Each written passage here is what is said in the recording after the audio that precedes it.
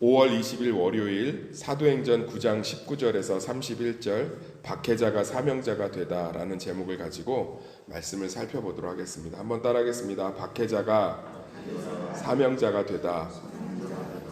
우리 이제 사울 지금 계속 살펴보고 있는데 이 사울이 사실은 사도행전의 거의 주인공이에요.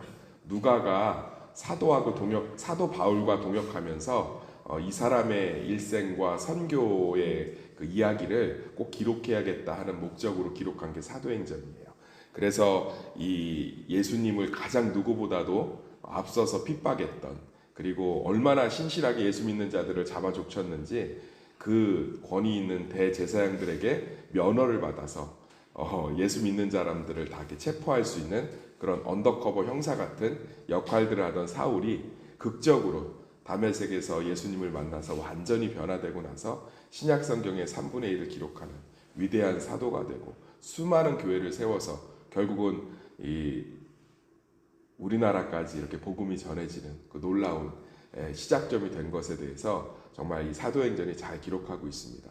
그런데 이 사울이 변화되는 과정이 물론 하나님께서 여러 가지 역사를 벌이시고 드라마틱하게도 역사하시지만 사실은 보이지 않는 곳에 다양한 일들, 핍박이나 사람이나 어떤 사건이나 어떤 상처를 통해서 이 하나님께서 이 사울이 예수 그리스도를 온전히 전하는 사도가 되는 과정에 그 다 퍼즐이 되고 그림이 되고 하나의 큰 역사가 되는 것들을 잘 기록하고 있습니다. 그러니까 누가가 이것을 기록하면서 이런 이야기를 해주고 싶은 거예요.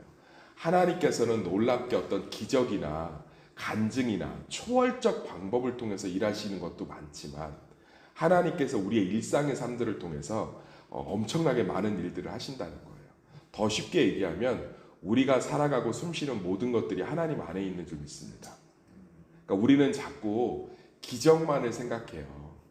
그러니까 간증이라는 건 드라마틱하기가 좋잖아요. 그런데 사실 사도행전 가장 역동적이고 가장 기적이 많고 가장 열매가 많으며 가장 능력이 많은 이 사도행전 안에 사실은 굉장히 일상적인 일들을 통해서 하나님께서 놀라운 일들을 이루어 가십니다. 이런 관점이 우리 가운데 있어야 돼요. 그러니까 우리 삶에 다양한 일들을 겪잖아요. 매출이 감소할 때도 있고 올라갈 때도 있으며 남편의 말 한마디에 상처가 될 때도 있고 남편의 말 한마디에 힘이 날 때도 있으며 또 갑작스럽게 몸이 다쳐서 몸이 아플 때도 있고 그것이 치유되는 과정도 있고 이것들이 다 어떤 하나님의 목적과 뜻을 이루어가는 그런 도구가 되고 계기가 되고 개입하심이 된다는 거예요. 그런 관점을 우리 삶을 바라볼 때 우리 삶 가운데 있는 성령의 역사, 하나님의 인도하심을 더 풍성히 누리게 될 줄 믿습니다. 그것들이 참 잘 담겨 있어요.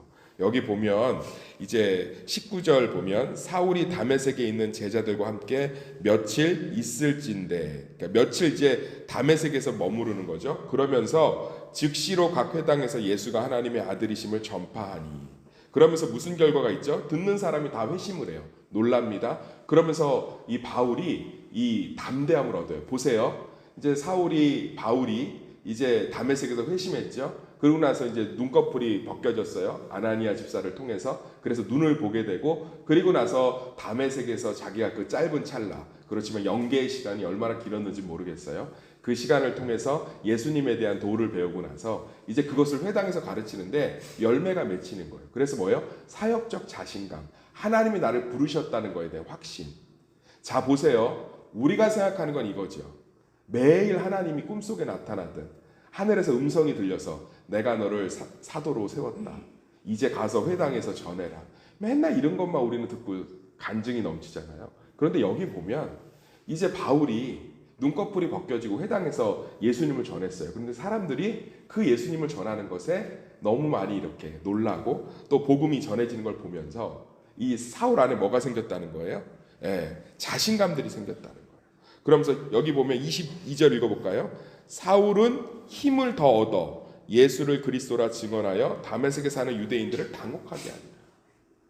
그러니까 우리 삶 가운데 어떠한 칭찬을 받는 것도 사실은 하나님의 은혜인 줄 믿습니다. 그러니까 우리 삶에 저는 정말로 매 순간 기적을 경험해요. 저는 역설적으로 표현하지만 매 순간 이적을 경험합니다. 그것은 우리의 모든 것이 하나님 안에 있기 때문인 줄 믿습니다.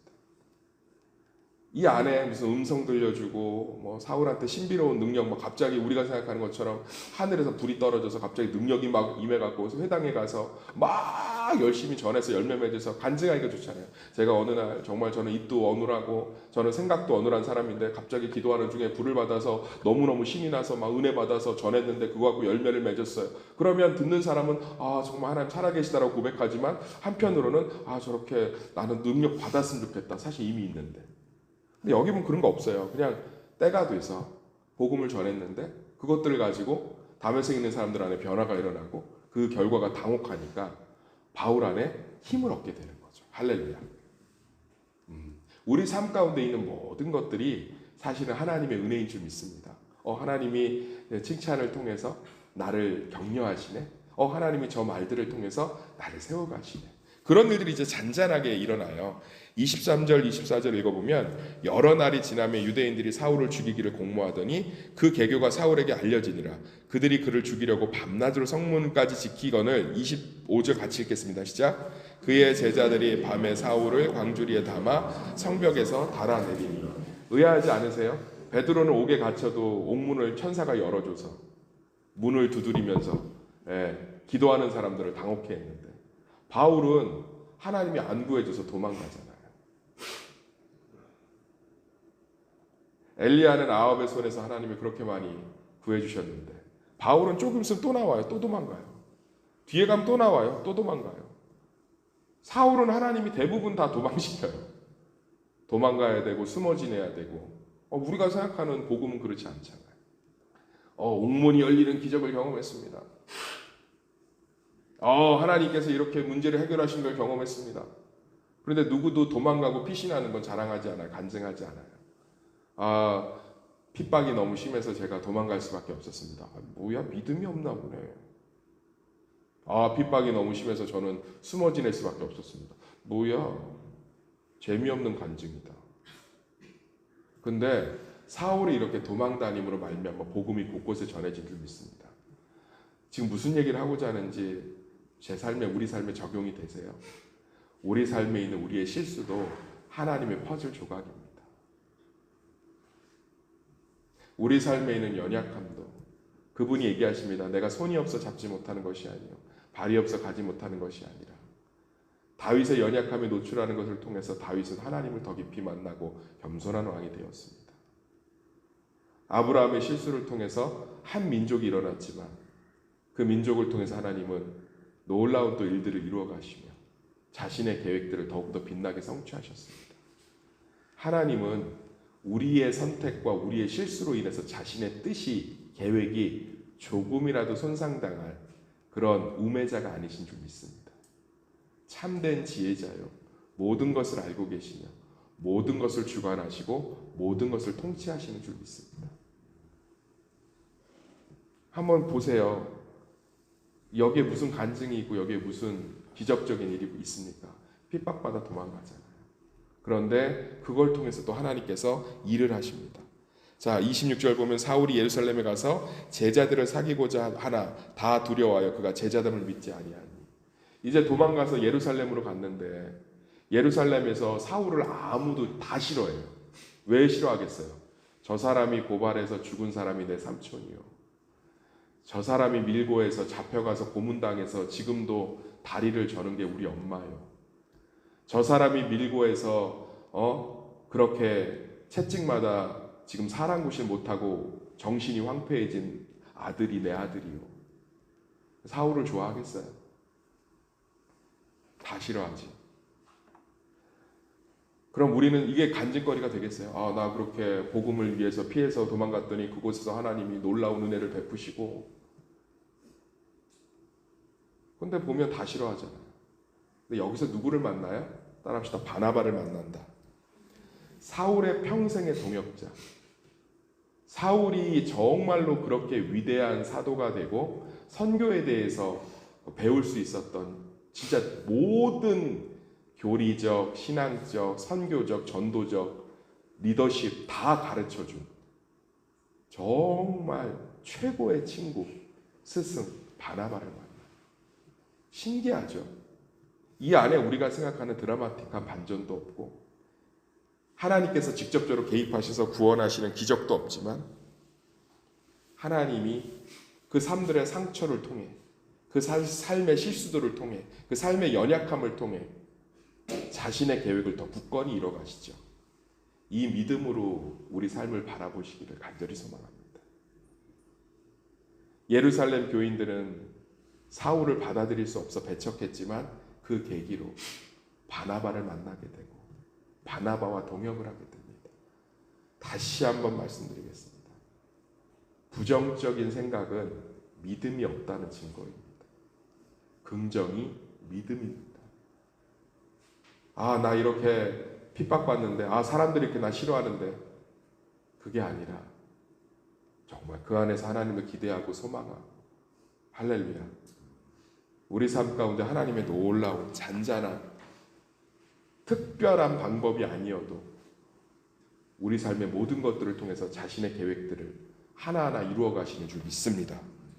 그래서 여기 보면 바나바가 데리고 사도들에게 가서 그가 그 길에서 어떻게 주를 보았는지와 주께서 그에게 말씀하신 일과 다메섹에서 그가 어떻게 예수의 이름으로 담대히 말하는지를 전하니라. 바나바 없었으면 사울은 절대로 예루살렘 교회의 지지를 받지 못했어요. 하나님께서는 다 준비하고 계신 거예요.